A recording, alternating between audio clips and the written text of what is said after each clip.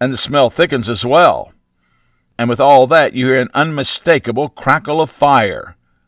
What would you do? If you hesitate like most people, you likely give yourself false reassurance. It's not that close. I can't abandon my hut over nothing. I'll wait and see what happens. You will probably get yourself killed.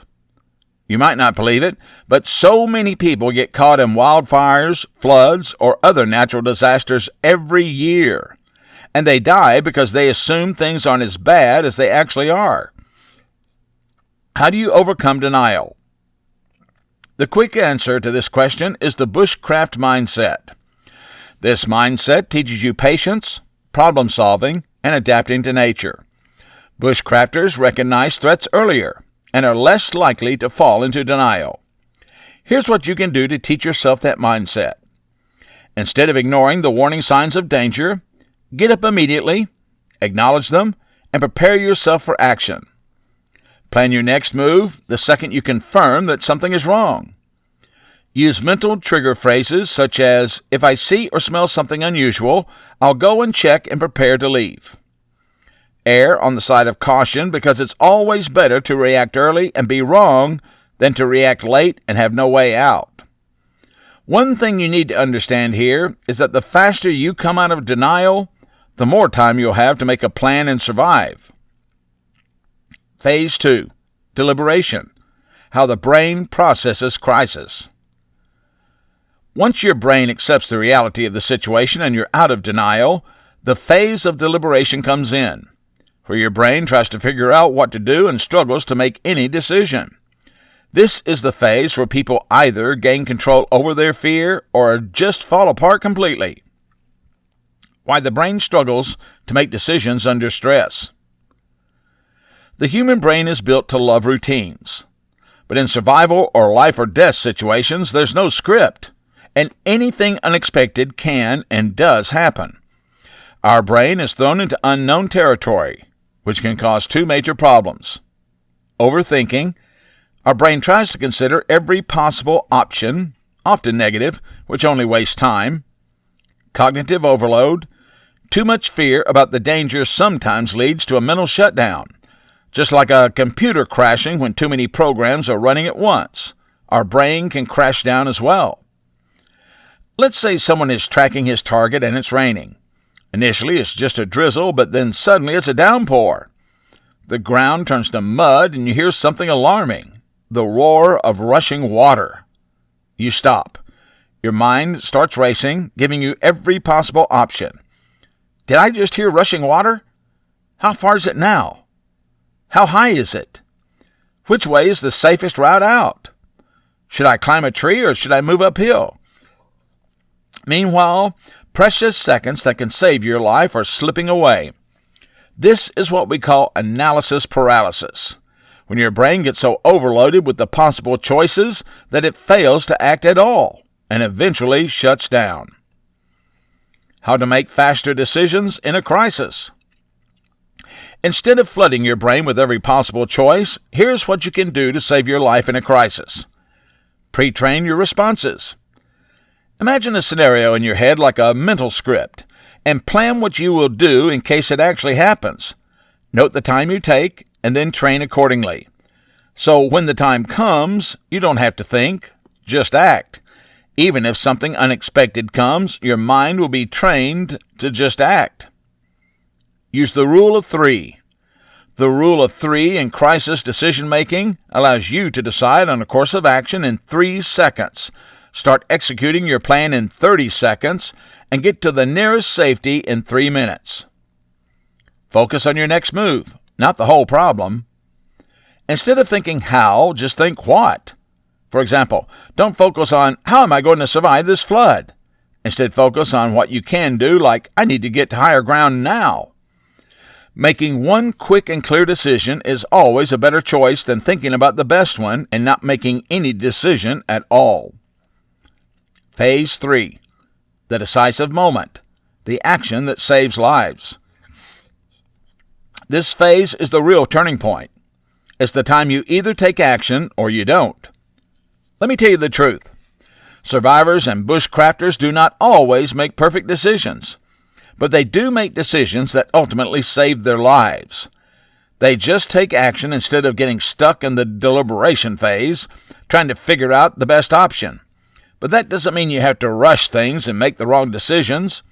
A seasoned bushcrafter knows that rushing a decision can be more dangerous than taking a few moments to think. If you are a mountaineer, imagine yourself trekking across an ice field. Everything is going smoothly, but then you suddenly feel the ground give way beneath you. At this moment, you have two options. Panic and flail, doing nothing to stop the fall. Dig your ice axe into the wall immediately and stop your descent.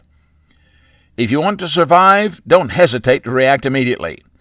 Practice self-arrest techniques consistently so that your body reacts automatically whenever life throws you into such situations. Self-arrest techniques. Self-arrest techniques are methods survivors use to stop themselves from losing control in crisis, preventing injury or death. The term was originally used for mountaineers, but self-arrest can apply to any survival scenario where quick and deliberate actions are required to stop a bad situation from getting worse. Whether you're slipping on an icy slope, attacked by a charging animal, caught in a flash flood, or facing an unexpected threat, your survival depends on how quickly you can respond to it and take action. Here are some of the self-arrest techniques that expert survivalists use in different situations. If you're a climber and slip on an icy slope, techniques like rolling on your stomach, digging your ice axe into the slope, kicking your boots into the ice for grip, and pressing your body onto the axe to slow down are really effective. These techniques can only work well if you do them immediately because even a few seconds of delay can make your fall too fast to stop. If you fall into deep water, don't thrash around, as this can lead to exhaustion and drowning. Use these techniques instead. Flip onto your back to float, keep your chin up and relax your limbs. Tread water calmly, and move towards safety without wasting your energy. Cross your arms over your chest and let yourself sink. Once you're underwater, slowly bring your knees to your chest and push down with your left foot. Repeat the process. This technique is best to conserve your energy. If you're caught in a fire, don't make the mistake of running upright through smoke because toxic gases in the smoke are deadly. Some of the best self-arrest techniques include dropping to the ground, where the air is cleaner, staying lower, and slowly crawling to the nearest exit. Also, cover your mouth and nose with a cloth to reduce smoke inhalation.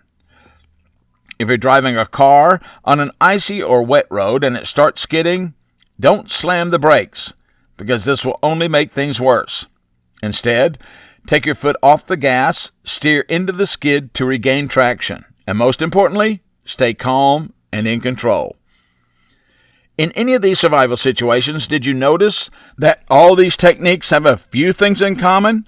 Immediate response and controlled, deliberate actions. So, you just need to train your brain and see how it makes survival an automatic reaction. The more you practice, the faster your brain learns to react without thinking. The psychology of fear and stress. Fear is a survival tool, but only if it's controlled. If it is left unchecked, it can turn manageable situations into disasters. The key in survival situations isn't avoiding fear, but rather knowing how to function through it, which is only possible if you acknowledge it and address it properly. Why fear can shut down problem-solving skills. Survival is more about mental clarity than physical ability. But the thing is, fear isn't a good friend of clear thinking. When fear kicks in, your brain doesn't let you think logically. It forces you to react instinctively. Instead of analyzing problems and generalizing solutions, your brain either locks up, rushes decisions, or makes terrible mistakes. In order to understand why this happens, let's break down how fear disrupts your problem-solving skills. Fear disrupts executive functions. Problem-solving requires planning, evaluation of possible options, and controlling impulsive reactions. All of these functions are handled by the prefrontal cortex, the rational thinking center of the brain. But when fear kicks in, it shuts down rational thinking by way of the following: reducing your attention span. You struggle to focus on the right information. Impairing your working memory. Your brain processes details all at once. Increasing impulsivity. You either make rushed decisions or are overly cautious, both of which are dangerous. Fear increases cognitive load. Your brain isn't limitless when it comes to mental processing. It has a limited amount of power. In survival situations, fear clogs it up with what if and worst-case scenarios. Here's how fear overloads the brain. Mental distraction. Your brain makes you focus on the fear itself rather than the actual problem. Cognitive overload. Too much fear causes stress, which makes the brain crash and stop altogether. Mental fatigue. When too much information is being processed, the brain burns out, which leads to poor decision-making. Fear triggers cognitive distortions. Fear not only clouds your thinking, it warps reality. When you're afraid, your brain makes things worse by generating irrational thought patterns. The common fear-based thinking traps of your brain include the following: black and white thinking. When you think, if I don't get out now, I'm dead. Catastrophizing. When you think, this is the worst-case scenario, I have no chance. Emotional reasoning. When you think what you feel is right.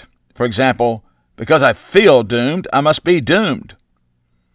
Fear impairs creative thinking and flexibility. Survival often requires improvisation, which means using what you have in unexpected ways. In simple words, it means being creative. However, fear kills your creativity and makes your brain rigid and repetitive. This is what fear does to your brain. Narrow focus. Your brain fixates on one idea and ignores other alternatives. Resistance to change. In fearful situations, your brain becomes resistant to change. As a result, you ignore new ideas, even when they are necessary. Fear activates the habitual brain instead of the analytical brain. Other than the amygdala, your basal ganglia, the habit center of the brain, takes charge in a crisis. Instead of engaging in high-level reasoning, your brain only provides familiar solutions, even if they don't work. It doesn't let you think outside of the box, which becomes dangerous in survival situations as you repeat ineffective strategies, you stick to what's comfortable instead of what's necessary, you avoid uncertainty, even when adaptability is the only key to survival. How stress chemicals affect decision-making speed. In survival situations, when stress chemicals are flooded in the body, they can either help or hurt your ability to think properly. In short bursts, they help to sharpen your reflexes, but over time they lock up your logical thinking and make decision-making unreliable. Let's understand how stress chemicals in the body affect your decision-making speed. The role of cortisol and adrenaline. Whenever your body detects danger, it triggers the release of adrenaline and cortisol. These stress hormones are designed to prepare you for immediate action. Adrenaline. This increases your heart rate, sharpens your reflexes, and gives you a temporary energy boost to help your body calm down. Cortisol. This helps sustain focus, but excess of it can impair your memory, which makes it harder for you to process information.